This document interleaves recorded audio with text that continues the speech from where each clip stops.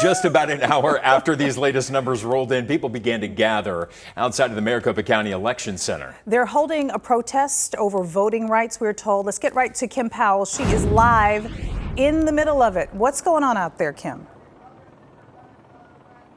Yeah, we're outside of the Maricopa County Elections Department. This crowd behind me, they moved here from the state capitol. They were outside there, and then they said, you know what, let's get our voices heard, and let's go over to the Elections Department. So that's where they're at now. I would say there's more than 100 or so people. You can hear all of them cheering right now. So they are demanding to get inside of the Elections Department. You can see there are police officers up on the steps not letting that happen, but they are chanting to let us in. And they're also kind of, to be quite frank, they're attacking the media a lot. They're saying, like, listen, this is something that the fake news is spreading, and they're talking a lot about how these ballots were not counted because of the use of the Sharpie, which of course we've been covering all day, that election officials say that if you used a Sharpie, your ballot was in fact counted. But they are out here making sure that Adrian Fontes comes outside. They're asking for him to come out. So I'm going to take a step in front of the camera real quick. I know we have a helicopter overhead. If we're able to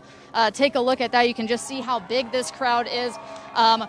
We are still seeing some of these Trump supporters come in. A lot of them, again, they were at the state capitol, and then they're driving over here, working on finding parking, and then they're coming out here. You can hear behind me, they're now chanting USA. Again, they are trying to get Adrian Fontes to come outside and talk to them, and they believe that President Trump actually won Arizona. So, guys, for now, I'll send it back to you and keep an eye out on things in here. All right, Kim, we'll come back to you if you need us to. Thank you.